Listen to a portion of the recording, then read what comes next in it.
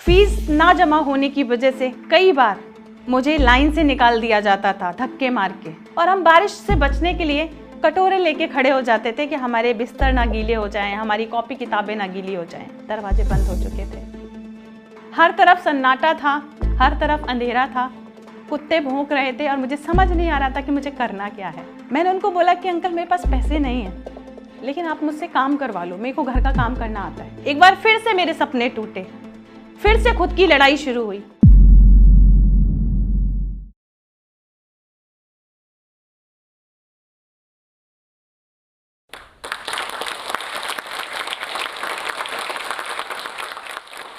मुझे आज भी याद है मेरे बैग का सड़क पर फेंक दिया जाना, और वो कुत्तों का भौंकना, और वो अंधेरे से खुद का प्यार करना। मुझे आज भी याद है बारिश से मेरे रूम का टपकना और कटोरे लेके मेरा खड़ा होना।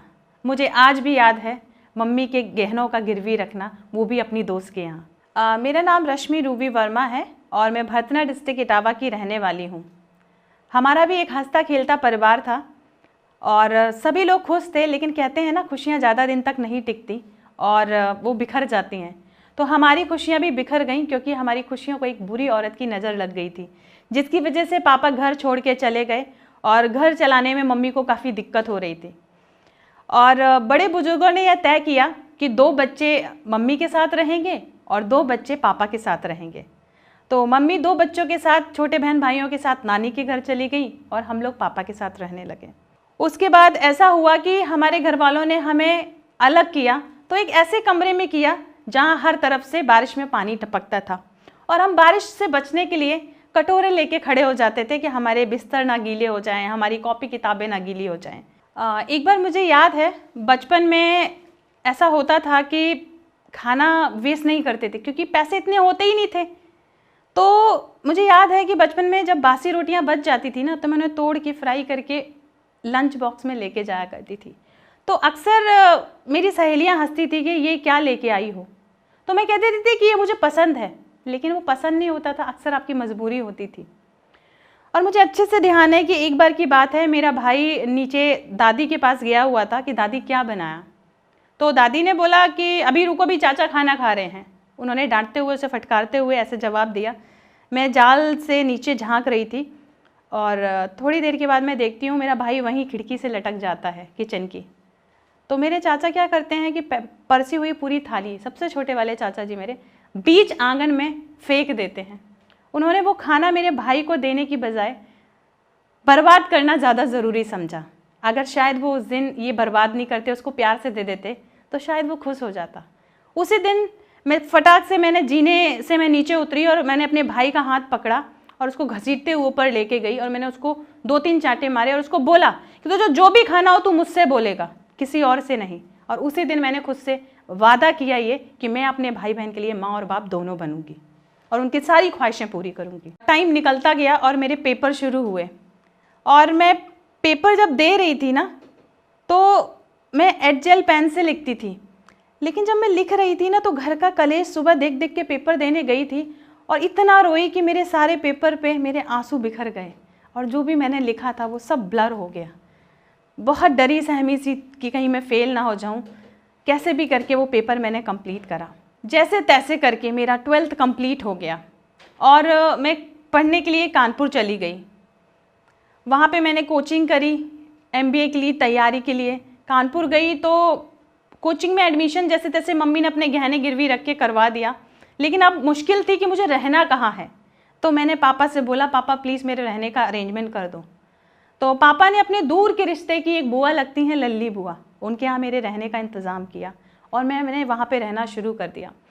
लेकिन कुछ दिन तक चीज़ें ठीक चली, लेकिन एक दिन उनका भी मिजाज बिगड़ गया और सुबह सुबह, मतलब 2 दिन पहले ही मुझे चिकन पॉक्स हुआ था। तो मेरे बॉडी में बिल्कुल भी जान नहीं थी कि मैं सुबह सुबह उठ के भरी पानी की बाल्टियाँ लेके घर में वॉशरूम में आके वो चीज़ें कर पाती, क्योंकि मेरी शरीर कहीं ना कहीं बहुत बीमारी की वजह से या तकलीफ़ की वजह से बहुत पेन था।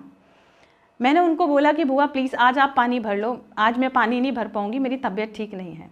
उन्होंने झुंझलाते हुए कहा कि यहाँ रहना है तो काम तो करना पड़ेगा, और मेरा बैग जस्ट लगा हुआ रखा रहता था, हमेशा उसी बैग से कपड़े निकाल के मैं पहनती थी और उनको पता नहीं इतना गुस्सा आया कि उन्होंने मेरा बैग उठा के सुबह 4 बजे जब पानी आता था बीच सड़क पे अंधेरे में फेंक दिया। मैं ये सोच के बाहर निकली उस दरवाजे से कि मैं अपना बैग लेके घर के अंदर आ जाऊंगी और माफ़ी मांग के मैं पानी भरना शुरू कर दूंगी। लेकिन जैसे ही मैं अपना बैग लेके दरवाजे तक पहुंची तो मैंने देखा कि दरवाजे बंद हो चुके थे। हर तरफ सन्नाटा था, हर तरफ अंधेरा था, कुत्ते भौंक रहे थे और मुझे समझ नहीं आ रहा था कि मुझे करना क्या है। बहुत देर वहाँ सीढ़ियों पर बैठे बैठे यही सोचती थी कि आखिर भगवान तुम हमारे साथ ही ऐसा क्यों करते हो? हमने ऐसी कौन सी गलती करी जिसकी वजह से हम इतना कुछ सह रहे हैं? वो कुत्तों का भौंकना, वो अंधेरी रात, मुझे अंधेरे से बहुत डर लगता था। लेकिन उस अंधेरी रात से ना उस दिन के बाद मुझे प्यार हो गया और उसी अंधेरे को अपनी ताकत बना के मैंने आगे बढ़ने का फैसला लिया। जैसे जैसे रात ख़त्म हुई, सुबह सूरज निकला तो मैं बहुत परेशान थी। मैंने अपनी मम्मी को फ़ोन किया कि मम्मी ऐसी ऐसी प्रॉब्लम है, मैं क्या करूं? मेरे पास पैसे भी नहीं थे और एसटीडी पे मेरे पैसे उधार हो गए। मैंने अंकल को बोला कि ठीक है अंकल, मैं थोड़े दिन में दे दूंगी। अंकल बोले ठीक है आप थोड़े दिन में दे देना। 1-2 दिन के बाद फिर मैंने कॉल किया कि फिर मेरे पैसे उधार हो गए। एक दिन की बात है, उन्होंने भी झुंझला के मुझे बोला कि बेटा ऐसे काम नहीं चलेगा, आपके बहुत पैसे हैं, आप पैसे दे दो। मैंने कहा अंकल मैं पैसे आपके दे दूंगी, थोड़ा सा मुझे टाइम दे दो। तो वो बहुत गुस्सा करने लगे कि नहीं नहीं मेरे पास टाइम नहीं है, आप मुझे पैसे दो तभी मैं आपको जाने दूंगा। मैंने उनको बोला कि अंकल मेरे पास पैसे नहीं हैं, लेकिन आप मुझसे काम करवा लो, मेरे को घर का काम करना आता है। वो बूढ़े अंकल भी शायद आई डोंट नो किस तरीके के थे। उन्होंने बोला ठीक है मेरा घर वहाँ पे है, वहाँ पे भाभी मिलेगी, आप उसके पास चले जाओ, वो आपको काम बता देगी। मैं जैसे तैसे आंसू को पहुँच के उनके घर पहुँचती हूँ। वो मुझे काम बताती हैं कि ये काम है आप कर लो। मैं जस्ट काम में शुरू हो जाती हूँ क्योंकि मुझे पढ़ना था। परेशानियाँ, दिक्कतें मुझे कुछ नहीं दिख रही थी, मुझे बस ये दिख रहा था कि मुझे कैसे भी करके स्टैंड होना है। मेरी मम्मी ने जो गहने गिरवी रखे हैं, जिस हक से, जिस ईमानदारी से मेरे ऊपर भरोसा किया है, मुझे उस भरोसे को पूरा करना है। और मैंने उनके घर के बर्तन साफ़ करने शुरू किए। जब मैं बर्तन साफ़ कर रही थी तो उनके ही बेटे का आई थिंक 1-2 दिन के बाद ही हिंदी का कोई टेस्ट था या एग्ज़ाम था। मैंने देखा कि वो ना अपने बच्चे को गलत पढ़ा रही हैं। वो संज्ञा की परिभाषा की जगह सर्वनाम पढ़ा रही हैं और सर्वनाम की परिभाषा की जगह संज्ञा पढ़ा रही हैं। मैंने उनको बोला आंटी आप गलत बोल रहे हो, ये ऐसे नहीं, ये ऐसे होता है। तो उन्होंने मुझसे पूछा आप कितना पढ़े हो? मैंने उनको बोला कि मैं ग्रेजुएशन भी कर रही हूँ और मैं एमबीए की तैयारी भी कर रही हूँ। तो बोले आप बर्तन क्यों धो रही हो? मैंने कहा बस ऐसे ही, और मैंने अपना सिर नीचे झुका लिया। उन्होंने कहा कि आप मेरे बच्चे को पढ़ा दो। मैंने कहा ठीक है। मैंने उनके बच्चे को पढ़ाना शुरू किया और 1 से 1.5 हफ्ते उनके बच्चे को पढ़ाया, जिससे कि मेरा कर्जा नहीं बढ़ सके। जब मैं बहुत टूट गई और मुझे समझ नहीं आ रहा था कि मुझे रहना कहाँ है, क्या खाना है, कैसे मैनेज करना है खुद को, तो मेरी एक फ्रेंड हुआ करती थी कानपुर में, उसका नाम चिक्की था, प्रतिष्ठा दीक्षित। उसने मुझे बोला दीदी आप मेरे घर पे रह लो, आपको तो सिर्फ पढ़ना ही है, रहने के लिए कोई दिक्कत नहीं है, रह सकते हो। मैंने उस पर भरोसा किया और मैं उसके यहाँ रहना शुरू कर दिया। लेकिन मैंने कुछ दिन के बाद महसूस किया कि जिस चीज़ के लिए मैंने इतनी परेशानी सही है कि अपनी पढ़ाई कंप्लीट हो जाए, कहीं ना कहीं उस घर में जाके मैंने अपनी पढ़ाई खो दी थी। मैं काम में इतनी बिजी हो गई थी कि मेरी खुद की पढ़ाई, किताब देखने का मुझे मौका ही नहीं मिलता था। एक बार की बात है, उनके यहाँ पे गेस्ट आए हुए थे, तो उनकी मम्मी ने मुझे बोला कि ये टंकी है, इसमें चावल हैं, इनको साफ़ कर देना। मैंने जैसे ही टंकी खोली तो देखती हूँ कि उसमें चावल से ज़्यादा कीड़े आपस में एक दूसरे के ऊपर लड़ झगड़ से रहे हैं। मैंने उन कीड़ों को देखा और महसूस किया कि जब ये इतनी मशक्क़त करके बचने की कोशिश कर सकते हैं, इस टंकी से बाहर आने की, तो फिर इतनी परेशानियां हैं, कोई बात नहीं, मैं भी ऊपर उठ सकती हूँ, मैं भी आगे बढ़ सकती हूँ।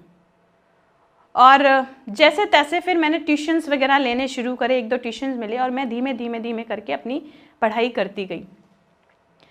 फिर मेरा सिलेक्शन हुआ, मैट क्वालिफाई किया, जैसे तैसे मेरा एमबीए में एडमिशन की बात आई। अब एमबीए में एडमिशन की फ़ीस के लिए मेरे पास पैसे नहीं। जब मैंने एमबीए में एडमिशन लेने की कोशिश कर रही थी, तब मुझे एजुकेशन लोन चाहिए था और उस लोन की गारंटी के लिए मैंने दादी से हेल्प मांगी थी। तो मैंने अपनी दादी को बोला कि दादी आप मेरे गारंटर बन जाओगे क्या? फ़ीस मैं ही भरूंगी, सिर्फ गारंटर की ज़रूरत है, आप सिर्फ एक साइन कर देंगी तो मेरा एमबीए कंप्लीट हो जाएगा। पहले तो जैसे तैसे प्रेशर में आके दादी ने हाँ कर दिया, लेकिन थोड़े दिन के बाद जैसे ही मैंने पेपर फॉर्मेलिटीज़ कंप्लीट करी बैंकर की, और जिस दिन उनको साइन करना था मैंने उनको बोला कि दादी चलो साइन कर दो, तो उन्होंने लास्ट मोमेंट पे मुझे मना कर दिया साइन करने के लिए। एक बार फिर से मेरे सपने टूटे, फिर से खुद की लड़ाई शुरू हुई, लेकिन मैंने हार नहीं मानी। उसके बाद अचानक से थोड़े दिन के बाद खबर आती है कि मेरी नानी ख़त्म हो गई है, और पता चलता है कि नानी ने कुछ पैसे डाल रखे हैं मम्मी के नाम। उन पैसे को जैसे जैसे वो पैसे निकलने का टाइम आया, वैसे करके मेरी मम्मी ने जैसे तैसे मुझे एमबीए में एडमिशन दिलवा दिया। मैंने एमबीए में एडमिशन लिया, जैसे तैसे करके मेरी पढ़ाई पूरी हुई और मेरी जॉब लगी। अब जॉब जो लगी वो लगी थी थर्ड पार्टी पेरोल पे, एसबीआई क्रेडिट कार्ड में। मैंने फर्स्ट जॉब शुरू करी थी 2009 में। शायद थोड़ा सा टाइम होता तो मैं और रुक के तैयारी करके जॉब ढूंढती, लेकिन हर रोज़ मम्मी का पूछना, बेटा जॉब लगी? तो मुझे लगता था कि कुछ नहीं मिल रहा तो यही सही। मैंने क्रेडिट कार्ड सेलिंग की जॉब करनी शुरू करी। मैं वो जॉब तो कर रही थी, लेकिन कहीं ना कहीं मैं उस जॉब से सेटिस्फाई नहीं थी, क्योंकि इतने धक्के खाए, इतना लोगों की मैंने ताने सुने, इतना कुछ सहा लाइफ में, इतना लोगों ने मेरे साथ गलत किया, और मैं एक छोटी सी जॉब कर रही हूँ। कहीं ना कहीं ये बात मुझे कचोट रही थी। और मेरी बेस्ट फ्रेंड थी रूबी, और मुझे अचानक से बैठे बैठे ऐसे ही खुद की लड़ाई खुद से लड़ रही थी कि मेरे को क्या करना था और मैं क्या कर रही हूँ, किस तरीके की जॉब कर रही हूँ। तो ऐसे ही बैठे बैठे मुझे याद आया कि एक बार रूबी ने मुझे बोला था कि हम लोग टीवी में नहीं आ सकते। वही बात मेरे जहन में घुस गई और मुझे वो बात सोने नहीं दे रही थी। मुझे बस ये लग रहा था कि मुझे भी टीवी में आना है। हम दोनों चाहते थे कि हम दोनों टीवी में आए, लेकिन एक बार ऐसे ही मैंने बोल दिया था, यार हमारे पास ना तो पैसे हैं ना शक्ल सूरत है, हम कैसे टीवी में आ जाएंगे।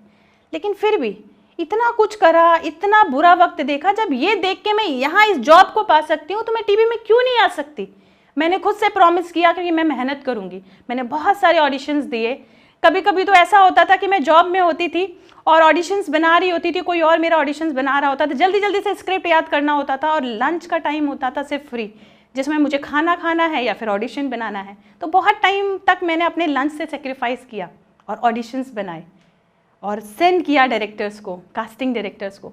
तो मैंने देखा जब ऑडिशन बना के मैंने सेंड कर दिया, तो काफ़ी टाइम मैंने ऐसे देखा कि जैसे मैं वॉशरूम में खड़ी होकर ऑडिशंस बनाती थी तो पीछे कमोड भी आ जाते थे, सिंक भी आ जाती थी, वॉश बेसिन भी आ जाते थे। मुझे खुद पर इतना भरोसा था कि मैं जो भेज रही हूँ, जो बना रही हूँ, वो इतना ईमानदारी से बना रही हूँ और कि वो मेरे को सिलेक्ट करेंगे ही करेंगे, क्योंकि मेरे अंदर काबिलियत थी और उनका ध्यान उन कमोडों पे या उन वॉश बेसिन पे नहीं जाएगा, क्योंकि मेरे अंदर टैलेंट है और मैं उस टैलेंट से वो हक जीत सकती हूँ, वो रोल जीत सकती थी। फिर धीमे धीमे करके ऐसे मैंने ऑडिशंस दिए, थोड़ा स्ट्रगल और शुरू हुआ। एक बार अचानक से मैं ऐसे ही ऑफिस में बैठी होती हूँ और मेरे पास एक कॉल आती है कि रश्मि आपकी प्रोफाइल ना ज़िंदगी की महक जीटीवी का एक सीरियल है उसके लिए सिलेक्ट हुई है और छतरपुर में शूटिंग है। आपको क्या करना है, 1.5 से 2 घंटे के अंदर आपको छतरपुर पहुंचना है।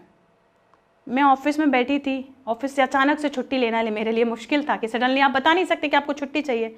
और उस दिन मेरा ड्रेसिंग सेंस भी इतना ख़राब था कि मैं खुद में ही शर्मा रही थी कि मैं कैसे, जीटीवी का इतना बड़ा शो और मैं कैसे जाऊँगी।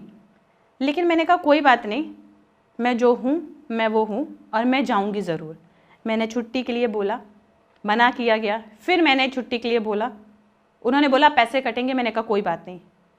कह रहे आपको जॉब करनी है? नहीं। मैंने कहा करनी है, लेकिन मुझे आज छुट्टी चाहिए।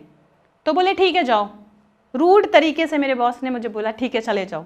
और मैं जाती हूँ वहाँ पे। जितना पर्टिकुलर टाइम मुझे बताया गया था वो उतने टाइम में दूरी तय करना मेरे लिए बहुत मुश्किल था, क्योंकि मेरे पास खुद का व्हीकल नहीं था, मुझे मेट्रो जाना है, सब चीज़ करना है। लेकिन कैसे भी करके मैं ऑन द स्पॉट उसी टाइम में उस सेट पे पहुंच जाती हूँ। इस चीज़ से बहुत सारे लोग खुश होते हैं। और वो ज़िंदगी की महक का सीरियल काफ़ी हिट हुआ। उसके बाद मैंने ज़िंदगी की महक के बाद मैंने डिटेक्टिव दीदी किया। उसके बाद मैंने ट्रू कॉलर का ऐड किया जिसमें मैंने मेन लीड में काम किया, फाइट अगेंस्ट हैरेसमेंट, जो कि वुमेंस डे पर रिलीज़ हुआ था। तो उस ऐड को भी काफ़ी लोगों ने सराहा। उसके बाद उस ऐड ने सिल्वर और गोल्ड अवार्ड भी जीता। उसके बाद मैंने कई प्रिंट शूट करे, बहुत सारी वर्क किया आवाज़ फाइनेंशियल लिमिटेड के लिए, और काफ़ी आने वाले समय में मेरी चीज़ें प्लान्ड हैं जो कि अभी रिलीज़ होने वाली हैं। तो ऐसे तैसे करके मैं अगर सोचती हूँ कि मैं कहाँ एक एक पैसे के लिए तरसती थी, टाई बेल्ट के लिए फीस ना होने की वजह से बाहर निकाल दी जाती थी, लोग मुझे इग्नोर करते थे।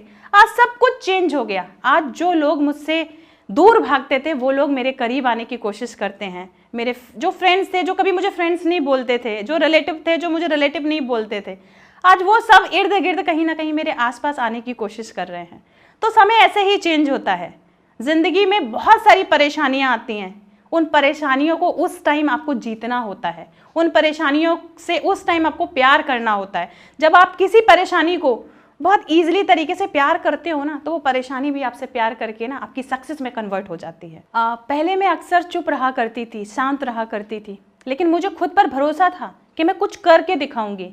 जो लोग आज मुझ पर हंस रहे हैं, जो लोग आज मुझे ताने दे रहे हैं, जो लोग आज मुझे इग्नोर कर रहे हैं, उन सबको खुद से प्यार करने के लिए मजबूर कर दूंगी। वो किसी ने ना ठीक ही कहा है, परिंदों को मिलेगी मंजिल यकीनन, क्योंकि ये फैले हुए उनके पर बोलते हैं। जो लोग अक्सर खामोश रहते हैं, ज़माने में उनके हुनर बोलते हैं। और इसी विश्वास के साथ मैं बढ़ती गई, आगे बढ़ती गई, बहुत सारा काम किया, अपने ऊपर भरोसा था। जमाने ने मुझे ठुकराया, जमाने ने मुझे ताने दिए, लेकिन मेरा खुद का साथ खुद के साथ था। कहते हैं ना, जब आप खुद के साथ होते हो ना, तो दुनिया की कोई भी ताकत आपको हरा नहीं सकती, क्योंकि आपकी ताकत इतनी ताकतवर होती है कि दुनिया की सारी ताकतें आपकी ताकत के आगे घुटने टेक देती हैं। और आप सभी लोगों से यही कहना चाहूँगी कि जिस तरह से एक नॉर्मल सी लड़की जो कभी बारिश में कटोरा लेके बारिश से बचने की कोशिश करती थी, जिसका बैग आधी रात को फेंक दिया गया था, जब वो टीवी तक पहुंच सकती है, इंडिया के और इंडिया से बाहर के प्रोजेक्ट कर सकती है, तो आप लोग क्यों नहीं? मैं तो एक बहुत साधारण सी लड़की हूँ। खुद पर भरोसा करो और दुनिया को दिखा दो कि आप बहुत कुछ कर सकते हो। दुनिया में कोई भी ऐसा काम नहीं है कि आप नहीं कर सकते।